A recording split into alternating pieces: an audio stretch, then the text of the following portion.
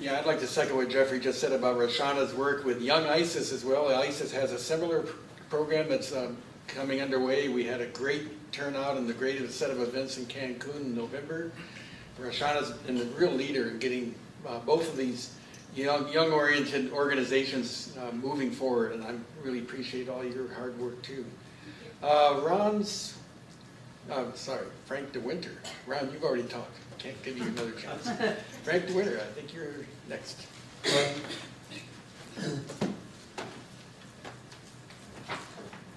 And while Frank's coming up here, let me just say, if there's anybody who has an urge to make some comments, please feel free to raise your hand after we get through the speakers that are on the list. We'll have time, I'm sure, for others to come up as well.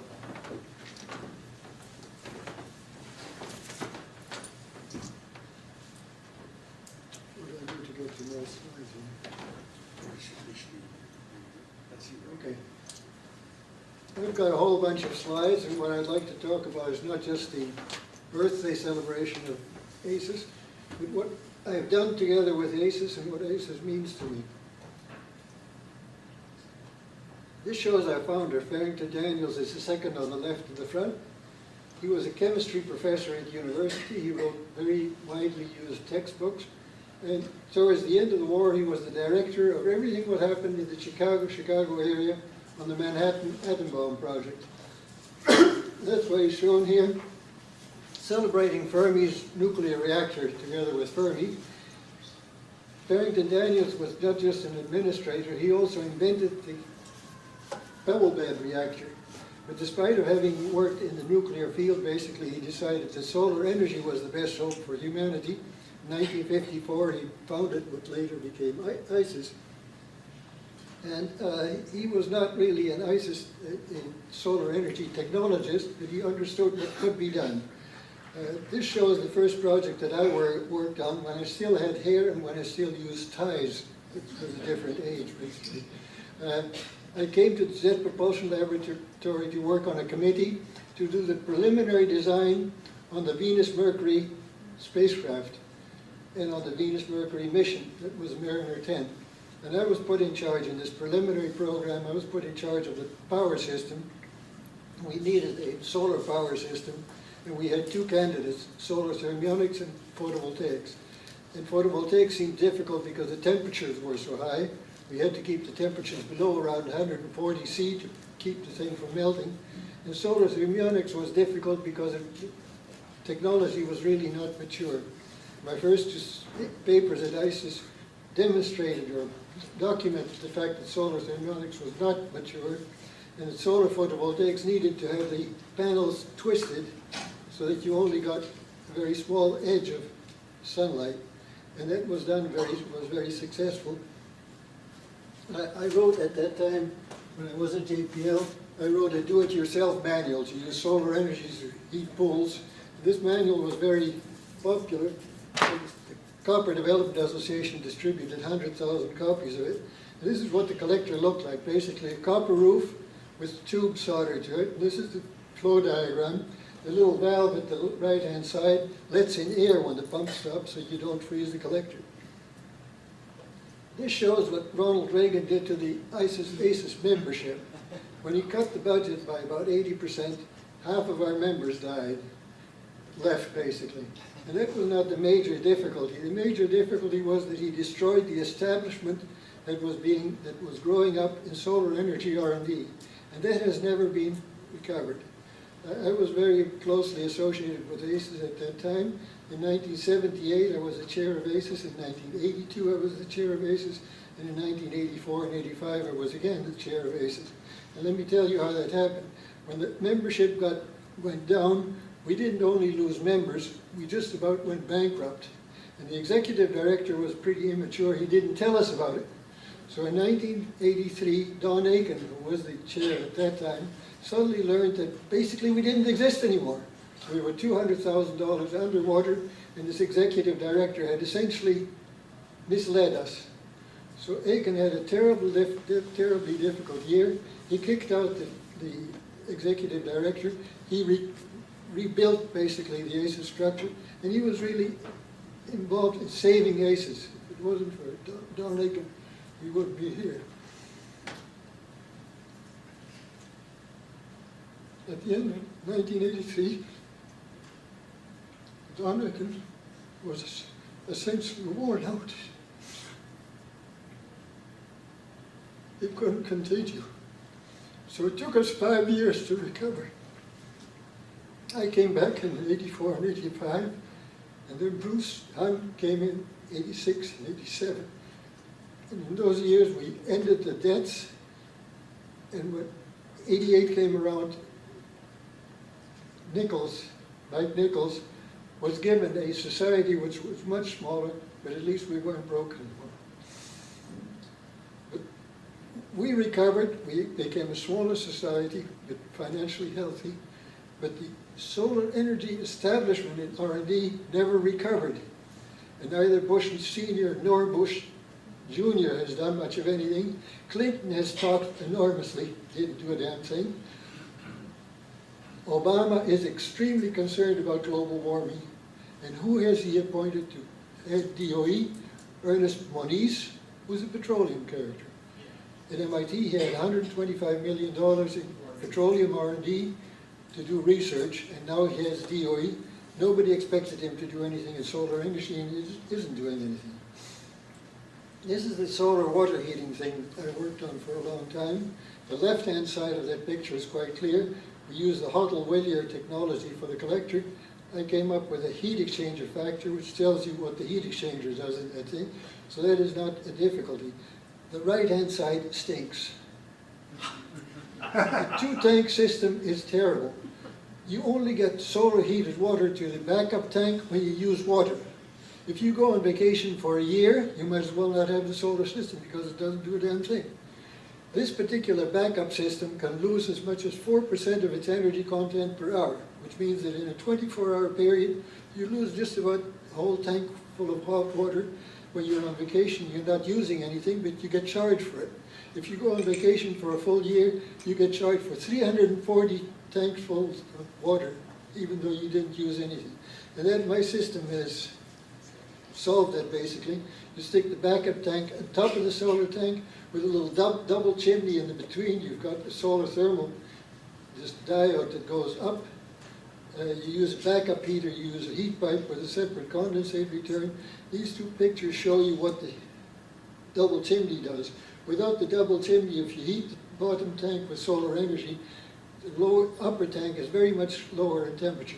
With the double chimney, it's essentially the same temperature. This is the heat pipe with a separate condensate return. Due to Reagan, I lost all my staff. I built the whole stupid thing myself. Now, coiled the tube, built the heat exchanger, etc. Put it together, test it, leak test it, etc. This is the heat water heater we developed for the Gas Research Institute. This is the thing packaged. We tested that for 9 years in Hawaii. It works very well. Instead of having a solar fraction of 60%, you get 80 or 90%. I really like sailing. We bought this boat, a 43-foot sailboat in Seattle, sailed it down to Santa Cruz and then sailed it back and forth to La Paz with experienced sailors. We had a lot of fish dinners. This is a fish dinner with small fish. We also caught lots of albacore. This is much too large to keep. We only kept albacore that were 1 or 2 dinners for the crew. And with Ron Swenson, we started early in the 21st century. We started an operation called Kite Ship. And Ron Swenson financed the whole thing, and I provided the shop in about 3 or 4 months of slave labor, technician labor. We developed a spinnaker replacement kite. This is our 70 square meter spinnaker replacement kite. This is that spinnaker replacement kite pulling our test pickup truck. On some occasions we pulled it at up to 50 kilometers per hour in the desert, in the flat lake. And this is pulling a sailboat under the Golden Gate Bridge. And if you look very carefully, you see me standing in front of the mast of the sailboat.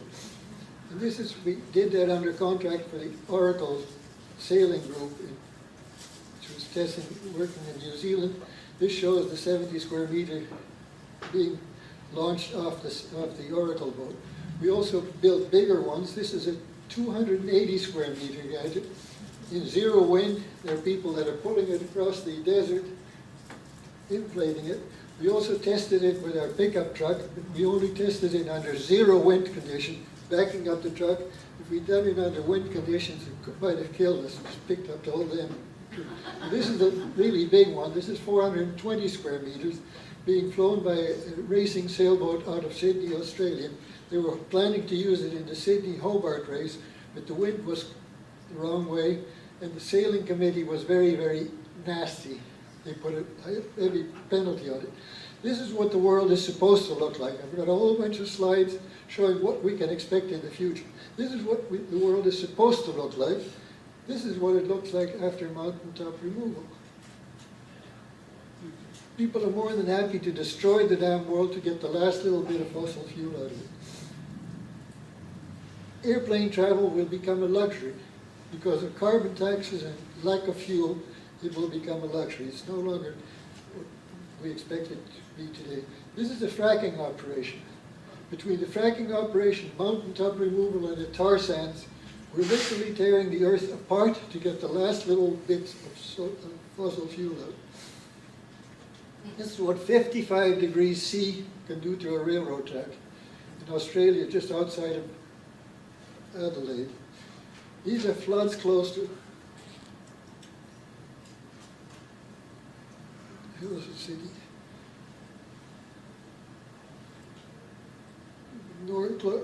Close to Queensland.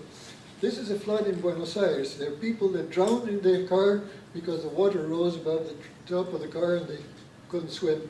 There was a woman who drowned in her own living room when the water in the living room got to 170 meters. This shows the rainfall in Buenos Aires that caused that. In parts of Buenos Aires, you had more than 157 millimeters in 1 hour, more than 6 inches in 1 hour.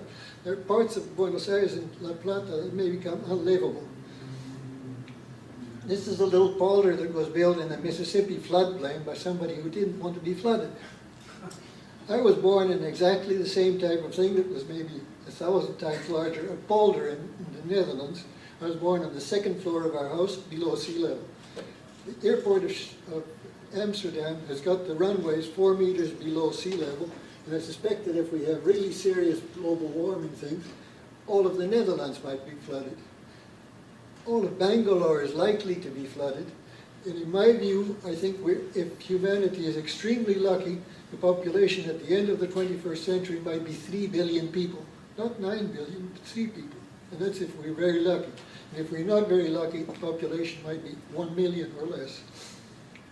This is what happened to an albatross, young albatross, when it's fed plastic that's floating in the ocean, and the parents think that it's food. When the baby fills up with plastic, it dies.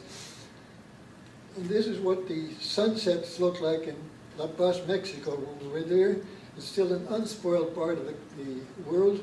We had our boat essentially in something like an aquarium, full of little fish everywhere. Very unpolluted setup. So we had a marvelous time in La Paz. I love to cook. Some of the people on the boat also love to cook. One of the sailors who used to be a restaurant chef, and we sort of competed to see who would cook the dinner. We ate like pigs, really, like fantastic, between food and other goodies. So that's the view that I have of the future. I think all of us in solar energy, I think we're going to be extremely busy, and we're likely also to be extremely miserable. Because I think the future that we can expect with carbon dioxide pollution in the atmosphere, I think the future is going to be worse and worse and worse. So I think we're looking for a very nasty century. Al Gore said, what do we do as a population if suddenly we're faced with 10 million refugees or 50 million refugees? If Bangalore, if Bangladesh suddenly floods. I think those are the types of things that we're looking ahead, sort of helplessly in the future. I think we're going to have a difficult future. Thank you very much.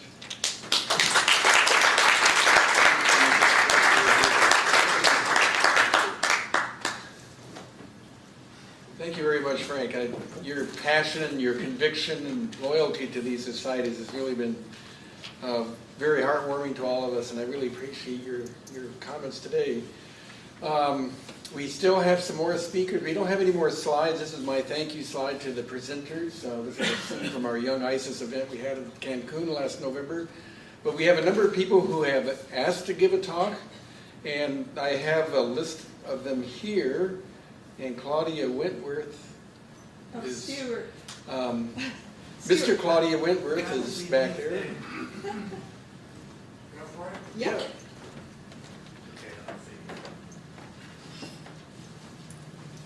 I didn't hear about this until actually yesterday. Uh-oh. So I don't have any slides, but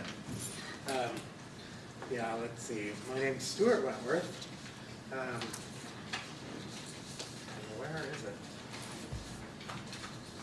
See, I'm here for Claudia, who at a minimum is at least double booked. She's triple booked a few places during this week. Claudia and I started our journey about 15 years ago with NorCal Solar.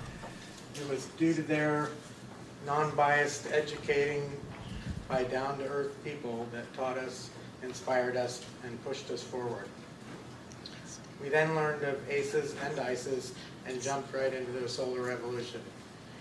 Over the years, Claudia served on both the boards of NorCal Solar and ASES. It is the sharing of knowledge and educating anyone willing that makes these organizations so unique.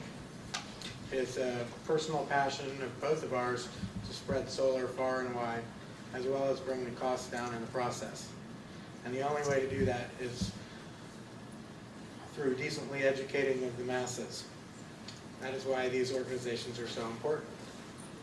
Quick Mountain has for years given memberships of these organizations to any employee that signs up. The solar revolution has been a wild and exciting adventure. People in this room account for the majority of the industry's success worldwide. The dedication and devotion of all of us here is what we are here to acknowledge. To ruin an old DuPont quote, without you amazing people, solar itself would be impossible.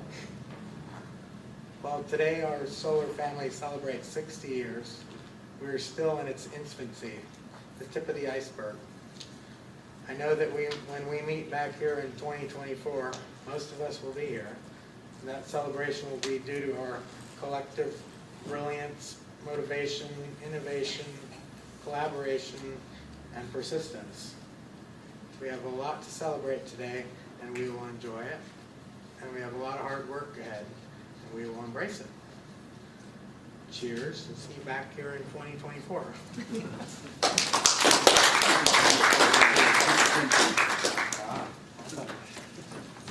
Thanks very much, Stuart. I just want to add that QuickMount has been a very generous contributor, both in time and in resources and in technology, to both ASES and to ISES over the years. And so we're really honored to have Stuart here to give us comments for Claudia, and thank you again for your support to these organizations.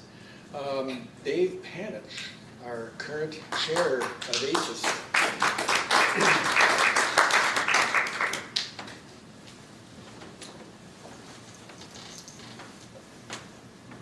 So I have no prepared message other than to say I think Carly covered a lot of what I would like to have said or would have said had she not been ahead of me. But 60 years is a pretty good benchmark for us. We've gone pretty far. We've accumulated a lot of knowledge, and we've recorded that knowledge. And one of the things I wanted to say while I had the pulpit up here is that the global warming situation nearly wiped it out. We had a flood in Boulder last year that nearly washed away the ASES archive. And we're currently in the process of trying to get that preserved and digitized. And so as a 60th birthday present, it would be nice if we could afford to do that. So if you are so inclined to support that, we're going to try to do a major gift campaign where we're going to look for some major funding. But it's going to cost some money.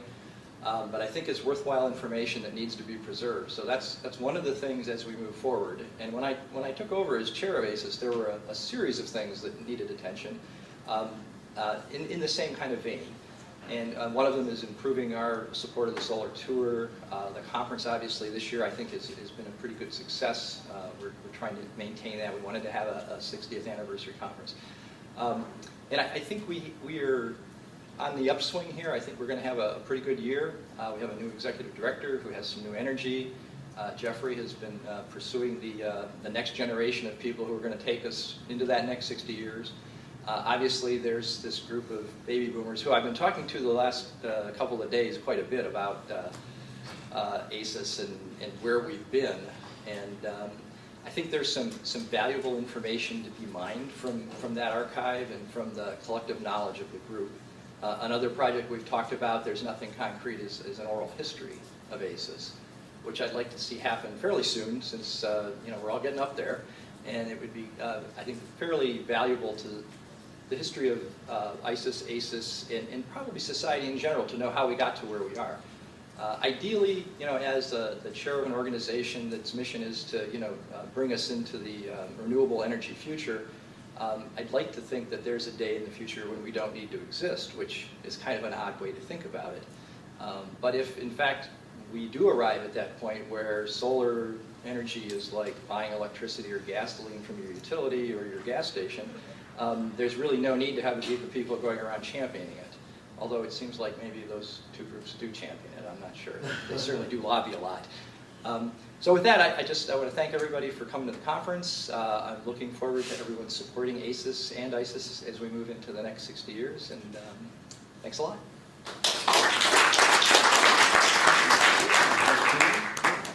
And you can have the cocoa baroni too. Great, thanks a lot, Dave. Another distinguished member of ASES who won the Abbott Award, I think 2 years ago, is that right, Tom? You're next.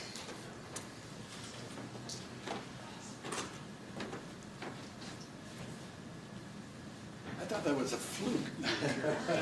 It is a flute. It is a flute. You gonna play it? Like a flute. Good afternoon, and thank you.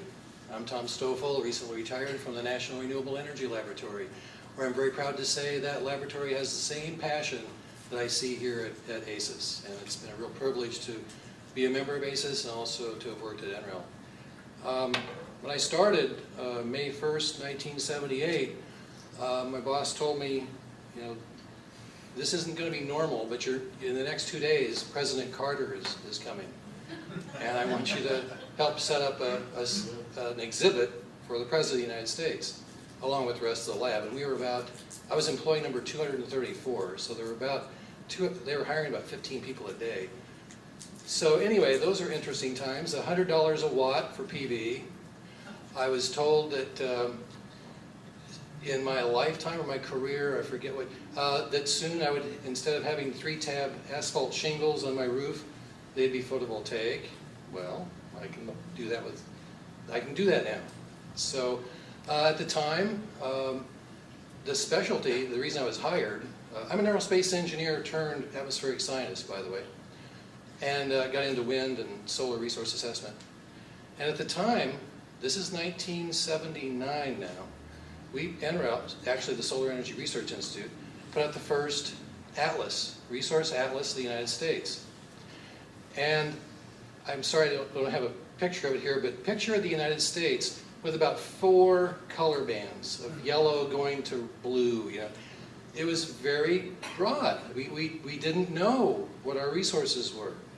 And this was all done before GIS and PCs, and it was all done by, actually EG&G had the contract, I think. But anyway, so what I'm trying to say is, looking back in the rearview mirror, we've come a long way in just one area, which I think is very important to renewables, and that's resource assessment. Understanding I call it the strategic renewable energy fuel source. What do we know about that? And it's been a real ride to go 35 years, almost 40 years, going from that so-called synoptic scale, if you will, to presentations I heard today where they're talking about a few hundred meters, second by second, how important that is for the integration of renewable energy into the grid, getting people comfortable with the idea of a variable generation. So it's been an amazing progress. I'm sure we're going to see more. I'll conclude by saying, quoting Lord Kelvin, "To measure is to know," and I hope we can inspire young people at Penn State and other places to understand what I'm holding. I'll bet there's probably 5 people in this room that know what this is. That's To the measure- Galileo's telescope. Okay. Close. It's a cat toy. The cats know this. It's a pyrheliometer, fire sun measure, pyrheliometer. This is where we know what the sun can put out at the surface of the earth. There has been in orbit several similar instruments measuring just what's at the top of the atmosphere. And by the way, this is why I got into renewable energy. I was going to be the world's expert on swirl nozzle combustors for gas turbine engines for the Air Force. After about 4 years, I realized that there was a lot more to life, perhaps. But no, seriously, I got involved in what's the infrared signature of a gas turbine engine. And then I realized, as I went to work with other people, whose specialty was, what's a photon do, or an infrared?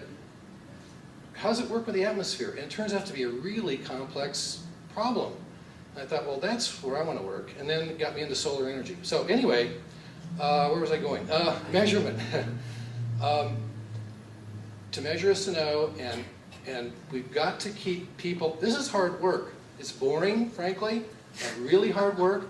And I've watched these same presentations talk about 4 stations in the United States to validate a satellite model. Okay, that's great, and satellite modeling is the way to go for spatial coverage on that. But I just want to say, we've got to get the youth interested in actually taking physical measurements. This isn't very, they actually do make a digital version of this, so maybe there is some hope. But, well, with that, I think I'm starting to ramble. Measurements, thank you, and success for the next 60 years.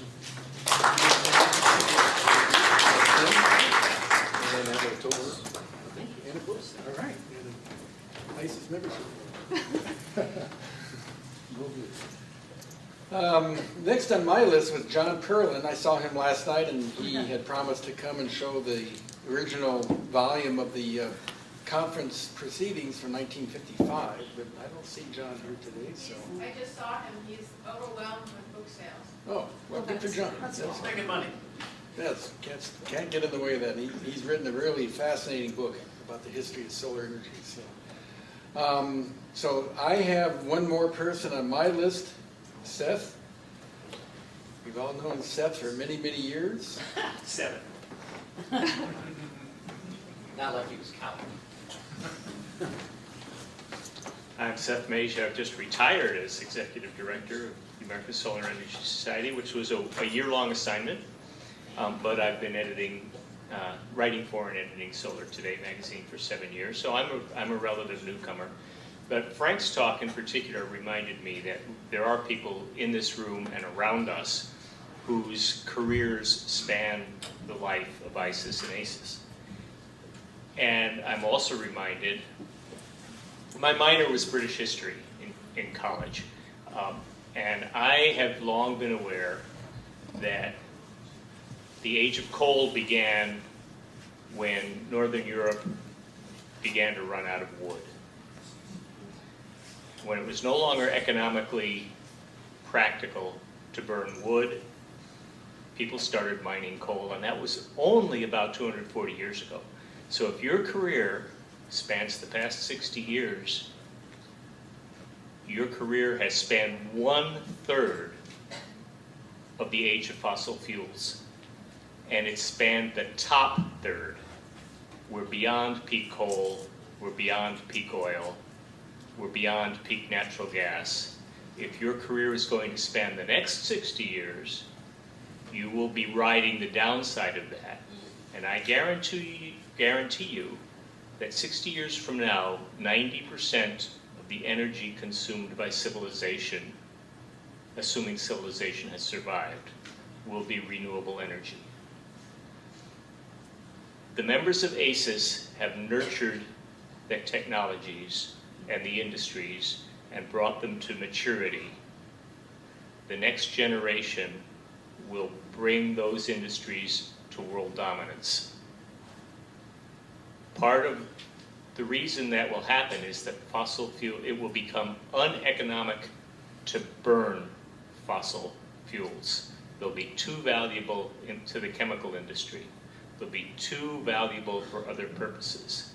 And renewable energy sources will have to fill in as the world runs out.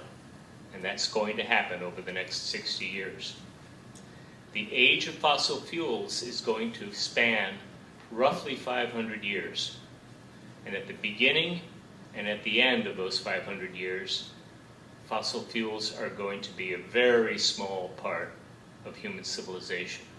The next 60 years will see that transition happen. So, the mission of ASES, the educational mission of ASES, has to shift now from publicizing and popularizing the technologies to bringing a new generation of practitioners in who can drive the full maturity of renewable energy to run the civilized world. Thank you.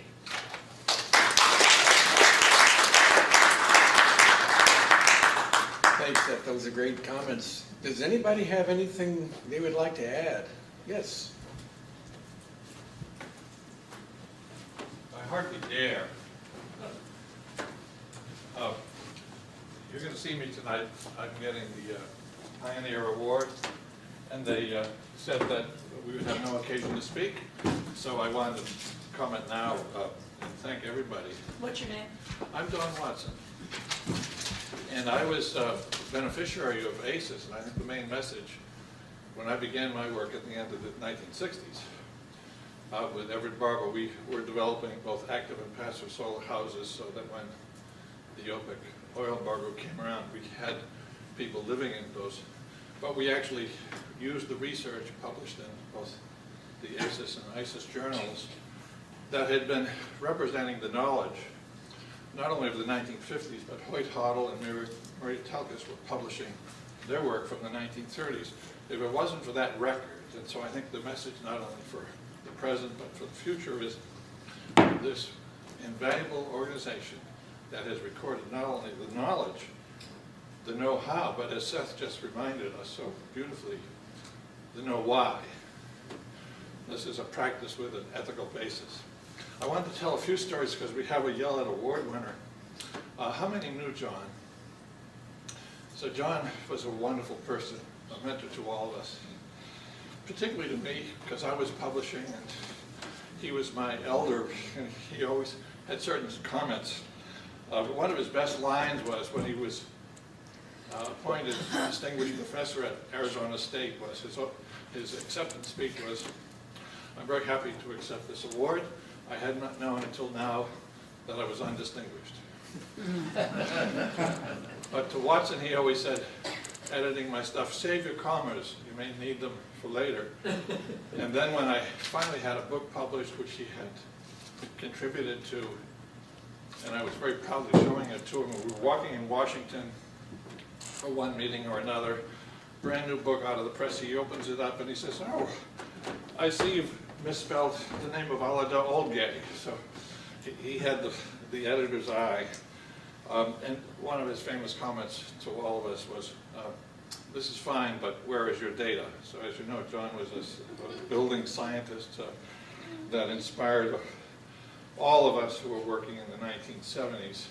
And we gathered around ASES. If it wasn't for the passive solar division of ASES, the knowledge base in which we really built the 1980s work would not be known.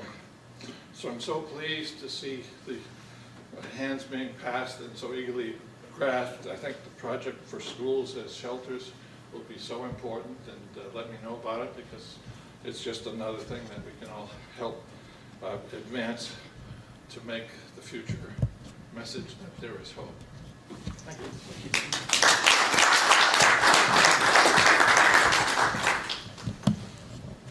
Frank, you have another speech? No. I just have a couple of comments about John Yellen, because John Yellen was really a fantastic character. We just had a President, George W. Bush, who had incredible difficulty formulating one complete sentence. Very frequently when he finished a sentence, he looked incredibly proud.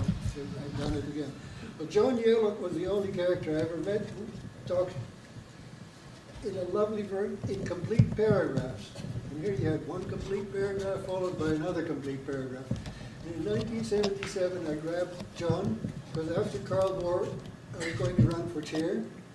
And ASES has a tradition that you never run for chair except in groups of two. You always need somebody to oppose you. So I grabbed John Yellett and said, look, John, we've got a difficulty. I'm going to run for chair, and I really need an opponent. John said, I'll be happy to be your opponent. Can you guarantee I'll lose? I said, of course I can. In that case, the hell with it.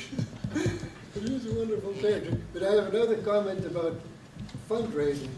Fundraising currently, what we're opposing is the Koch brothers. Okay?